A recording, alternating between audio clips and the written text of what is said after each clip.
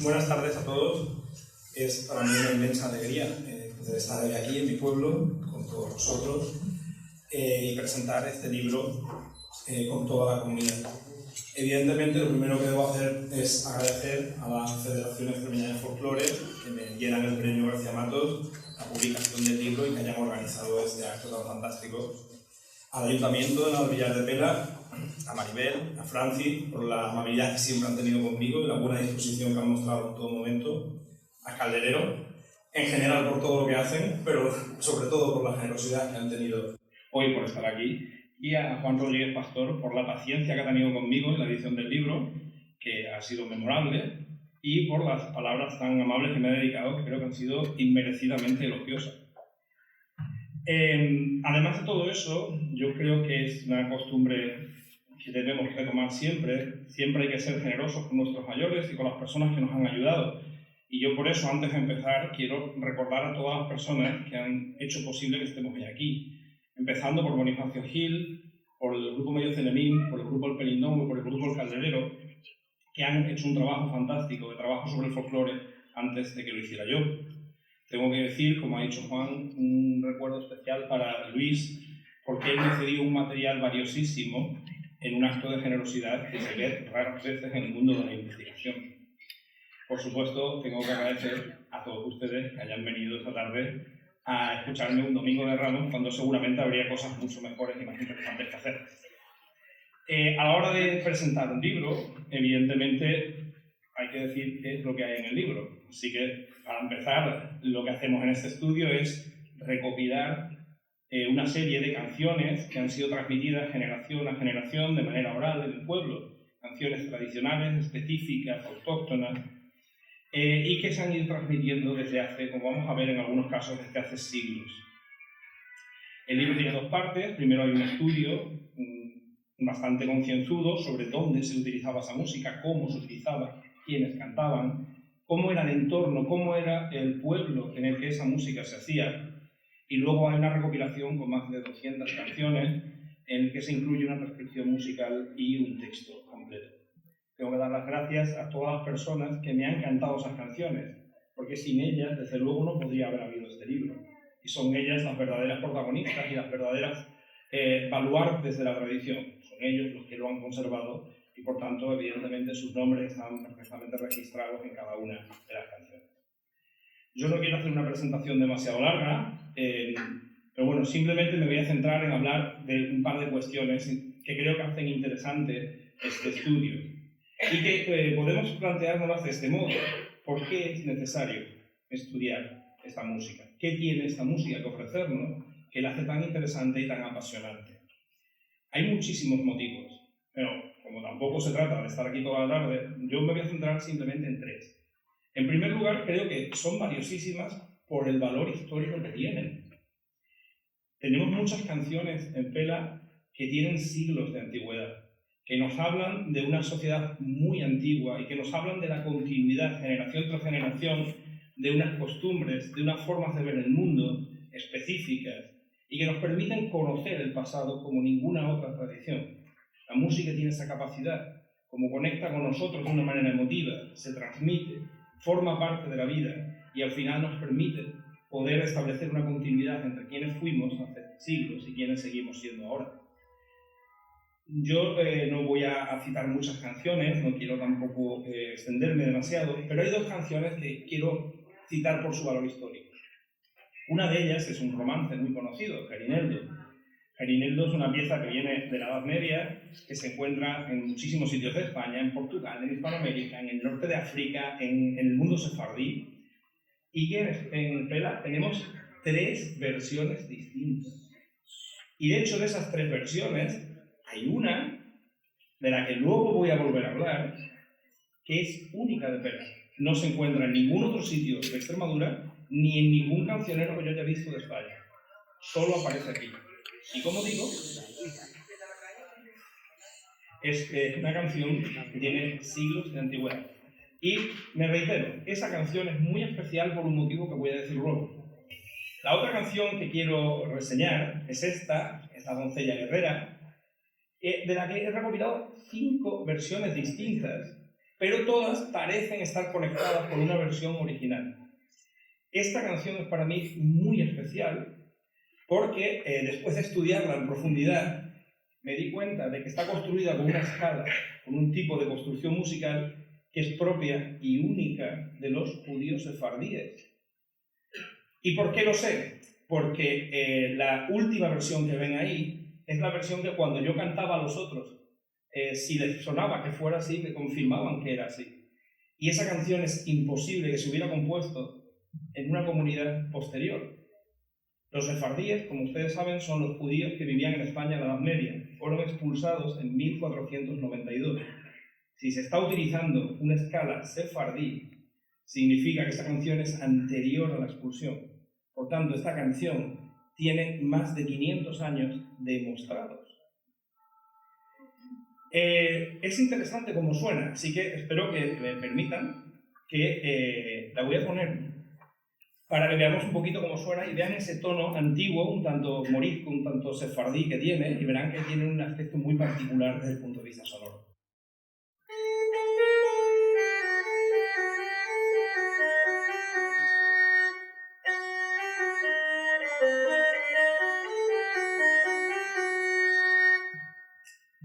Han visto que suena con ese punto así, un tanto arábigo. Si no lo han visto, lo que he hecho para que se vea mejor es que le he cogido un ritmo típico del folclore sefardí, lo he puesto con instrumentos típicos de la música sefardí y lo he montado para que se vea. Y creo que aquí se puede ver muy bien cómo es una canción que viene de ese mundo y que, por tanto, como he dicho, certifica más de 5 siglos.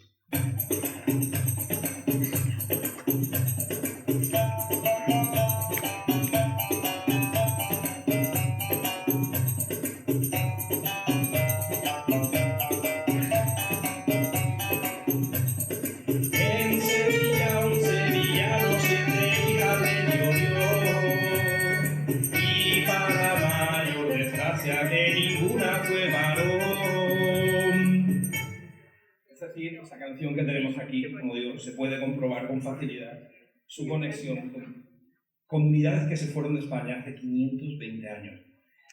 Tengo que decir que he buscado por todos los cancioneros sefardíes esta canción, en todos, los de Tesalónica, los de Turquía, todos los grandes cancioneros sefardíes intentando encontrarla. Y tengo que decir que no la he encontrado. Pero ¿a que no saben cuál he encontrado en esos cancioneros? Sorpresa. Gerineldo, esa versión especial que solo existe en Pela, resulta que también está en un cancionero sefardí de Tesalónica, lo que nos confirma que esa música peleña también tiene más de 520 años. He dicho que el primer valor que tiene para mí esta música es ese valor histórico, esa capacidad de conectarnos con el mundo del pasado. Hay un segundo valor, que es el valor antropológico, que es el valor que siempre le vemos y le damos al folclore, la capacidad que tiene para enseñarnos cómo eran los modos de vida, cómo pensaba la gente, cómo vivía la gente el día a día, y poder conocer un mundo que de otra manera estaría completamente perdido. A través de las canciones que están recogidas en el libro podemos ir reconstruyendo, por ejemplo, cómo eran las condiciones de trabajo. Tenemos canciones de los pastores, canciones de la aceituna, canciones que nos hablan de cómo era ese trabajo diario, de cómo eran las relaciones entre los trabajadores y los amos. Tenemos canciones que nos hablan de los grandes eventos sociales, del noviazgo, de las bodas, de los quintos. Las de los quintos, como siempre, muy exageradas y todas muy brutas, como es de esperar. Algunas de esas canciones se las hemos escuchado fantásticamente al grupo El Calderero, sobre todo las canciones de boda, que luego han tenido una reedición muy fuerte y que se ha mantenido en el tiempo. Tenemos canciones también que nos hablan de las fiestas. En el libro hemos podido encontrar muchísimas canciones sobre las Pascuas, sobre el Carnaval, sobre todas las grandes fiestas de Pela. Eso sí, tengo que decir que, a pesar de todo mi interés y desde luego que lo he buscado por encima de cualquier otra cosa, no he conseguido encontrar una canción original o más antigua de las que ya conocíamos de San Antón. Lo que sí he encontrado entre las publicaciones de Bonifacio Gil es una canción de los años 20, que tiene más de 100 años de San Antón y que la habíamos perdido. Pero que gracias a ese trabajo ahora se puede reconstruir. No sé si es una buena idea que yo lo cante, porque evidentemente teniendo gente aquí que canta bien, no es cuestión de desafiar los elementos y provocar una tormenta, pero haré lo posible, ¿vale? La canción sería algo así como: San Antón tiene un cochino, le echaba sopas en vino y un borriquillo rabón, que viva la gala de San Antón.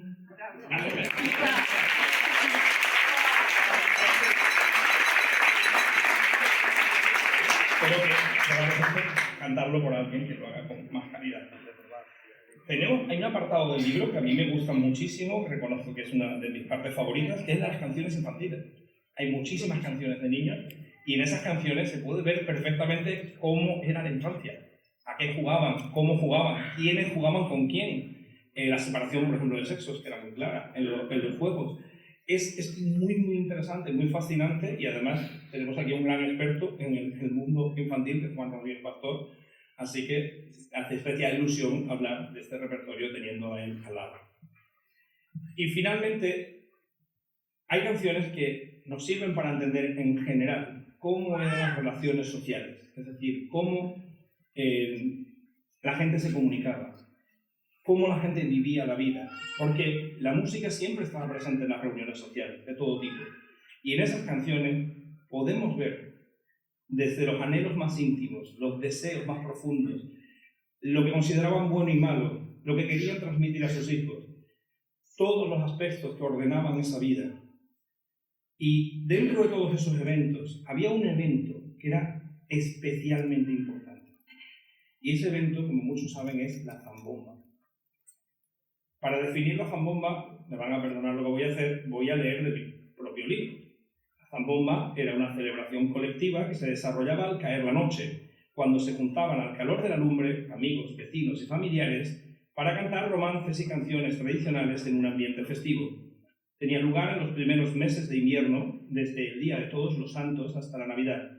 Su carácter era esencialmente informal y, consecuentemente, no contaba con una ubicación, una frecuencia o un orden interno preestablecidos.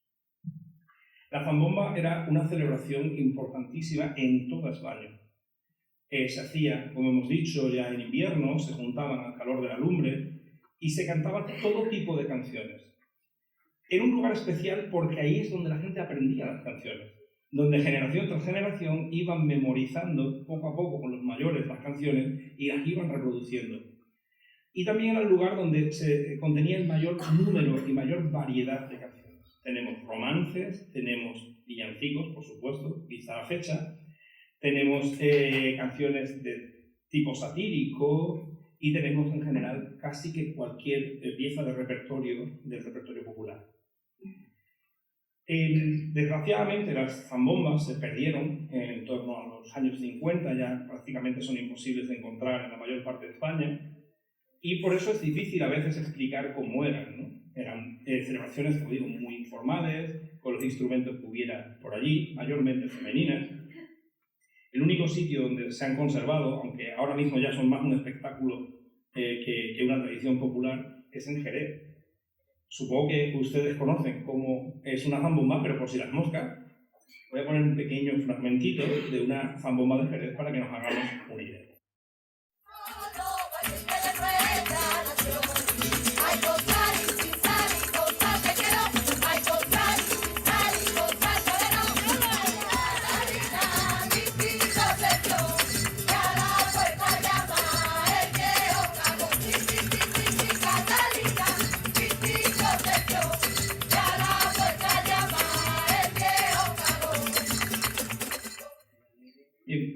Como digo, ¿qué se cantaba en estas zambombas? Pues evidentemente la parte central, la parte más valiosa y históricamente la más relevante son los romances. Los romances, todos sabemos lo que son versos, son poemas escritos en versos octosílabos, donde se va repitiendo la misma música todo el rato, cambiando la letra, y que tienen un carácter narrativo, es decir, que cuentan una historia. Los romances es una parte fundamental para entender la sociedad. Si alguien quiere saber cómo era la gente de Pela, lo mejor que puede hacer es leer los romances, porque ahí está todo. Ahí está lo que ellos consideraban que era bueno y que era malo. Ahí estaban las historias que para ellos eran relevantes, las historias que tocaban su corazón, las historias que querían transmitir, las historias que les emocionaban. Las emociones que están en esos romances son las emociones que ellos vivían. Por eso son especialmente emotivos cuando los leemos, porque parece que nos abren una puerta a ese corazón de esos antepasados con los que queremos dialogar. Además, los romances es interesante porque como tenían también una finalidad educativa, es decir, querían enseñar, dar lecciones de vida a las nuevas generaciones, a veces tenían temáticas bastante sombrías, bastante sangrientas y bastante sórdidas para preparar o para transmitir un contenido moral. Por ejemplo, el romance de Delgadina, que no voy a explicar porque además hay niños en la sala. Pero que tenían un contenido a veces verdaderamente sorprendente por el carácter sangriento, a veces, en este caso, muy sórdido en su temática. Sin embargo, quizá la parte que más ha perdurado ha sido la de los villancicos, pero la parte favorita de casi todo el mundo cuando se habla con ellos es la parte final de la zambomba, según se me contaba a mí, en la que a medida que iba pasando más veces entre el respetable público la bota de vino, se iban caldeando los ánimos, se iban generando otras expectativas y se iban cambiando las historias. De tal manera que iban apareciendo pues, historias de un contenido más picante, iban apareciendo historias de un contenido más burlesco o más satírico. Y tenemos burlas de todos los grandes estamentos de la sociedad, tenemos repertorio que, perdón por la expresión, se cachondea de todo el mundo, y especialmente hay que decir que de aquellos que están en el poder, o también de la Iglesia, hay mucho repertorio anticlerical. Me habría encantado poner alguna de esas canciones, pero reconozco que no me he atrevido. Por el contenido que tienen, alguien se podría haber resultado ofendido y no es cosa de ofender a nadie. Así que he intentado buscar alguna que tuviera un contenido que sea simpático, que transmita el contenido sin llegar al tramo del ofensivo. Y he encontrado, creo que el ejemplo perfecto. Hay una serie de canciones que se solían hacer, se les iba cambiando la letra y que lo que hacían era imitar los responsos eclesiásticos. Cogían la manera de salmodiar de la iglesia y le ponían una letra paródica. Esta es una de mis favoritas. Voy a intentar cantarla. Anoche me soñé un sueño, me soñé un sueño, me soñé un sueño, que le tendré presente por mucho tiempo. Soñé que me había encontrado en un cuarto muy oscuro un saco que contenía más de 200.000 duros. Y era tan grande la cantidad de dinero que en el saco había, que por mucho que yo contaba no se acababa nunca la contaduría. Y cuando me desperté y vi que estaba contando botones de la pletina de los calzoncillos blancos.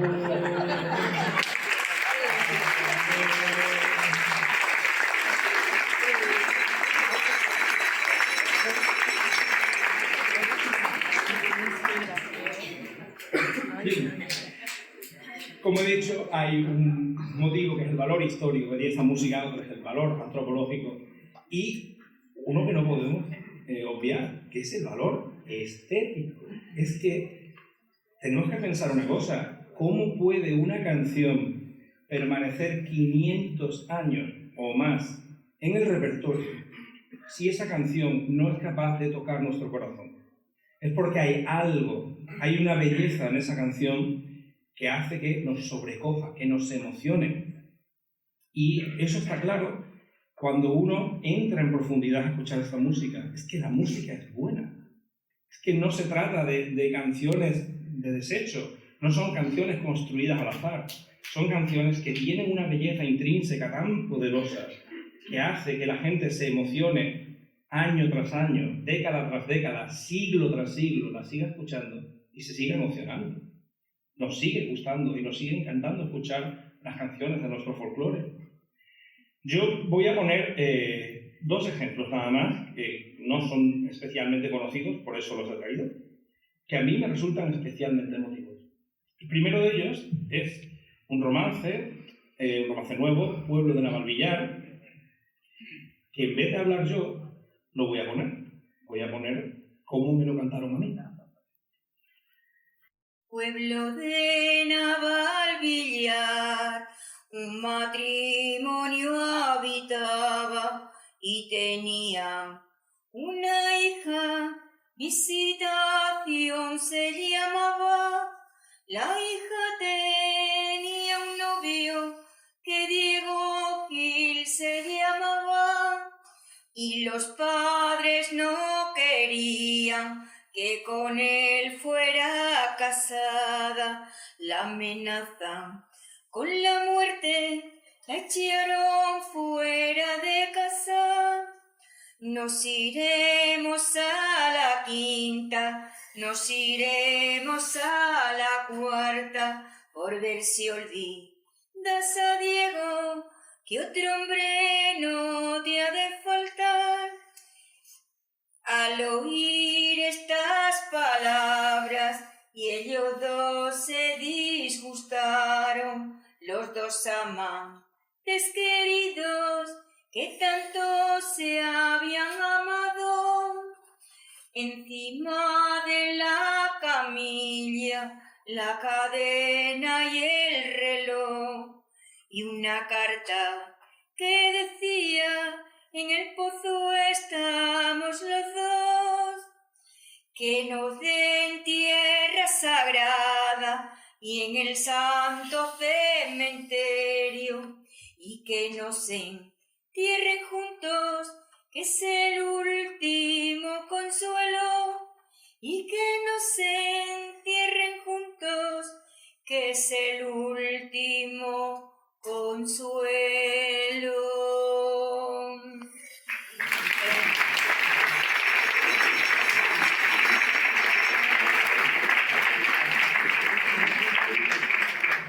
Yo puedo decir que debo haber escuchado esta grabación centenares de veces y me emociona siempre que la escucho.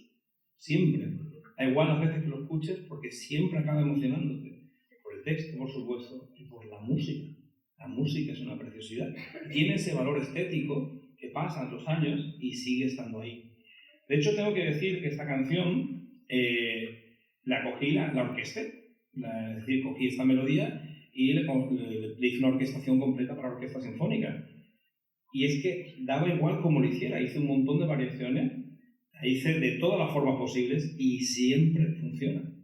De hecho, bueno, la tengo aquí, es un montón de variaciones sobre la misma melodía, pero voy a poner solo una, a ritmo de vals.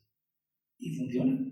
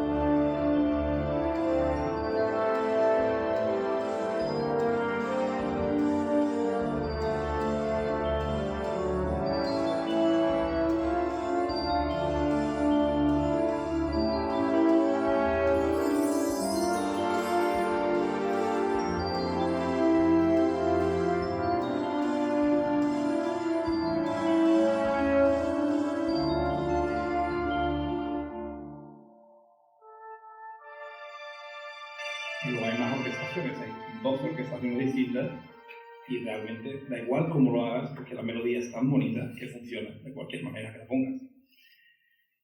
Y hay un último ejemplo,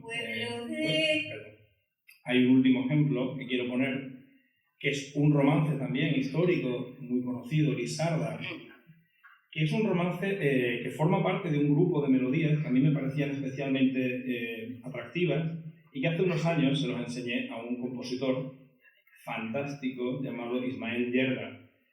Y cuando le enseñé estas melodías estaba sorprendidísimo por la calidad y el interés musical que tenían.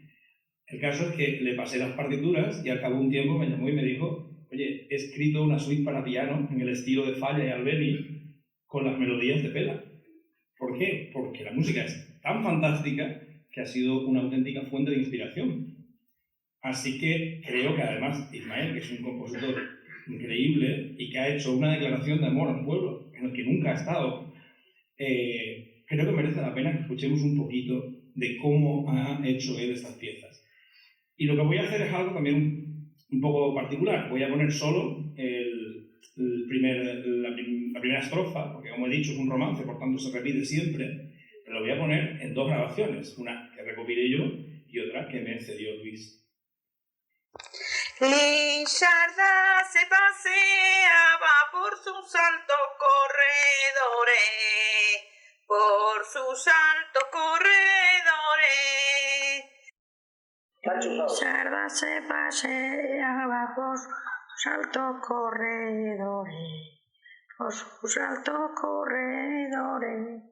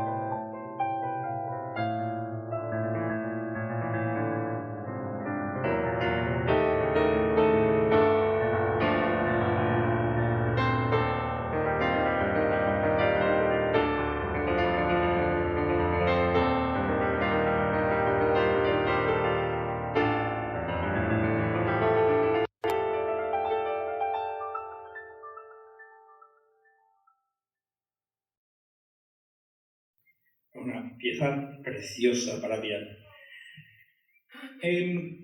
No quiero ya prolongar esto más, entiendo que es un domingo por la tarde, y cabe responder a una pregunta que no he hecho, y es, he dicho por qué es interesante estudiar esta música, pero no he dicho por qué lo he hecho yo.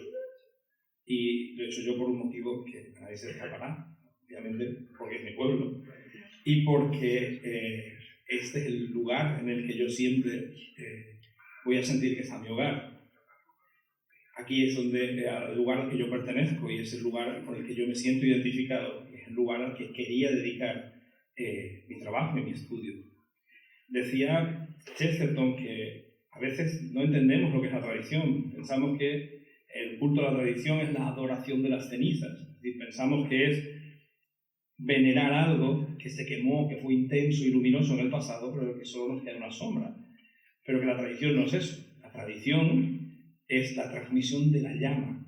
Es coger el fuego y pasarlo de una generación a otra. Ese fuego cada generación será distinto, pero el fuego, el espíritu, la creencia de pertenecer a esa comunidad a la que seguimos y a la que nos debemos, siempre va a estar ahí. Yo estoy muy, muy orgulloso de pertenecer a esta tradición, de pertenecer a Manuel Villar de Pela, y por eso he hecho este libro, para poder transmitir esa llama a mis hijos y a los que vengan después que yo.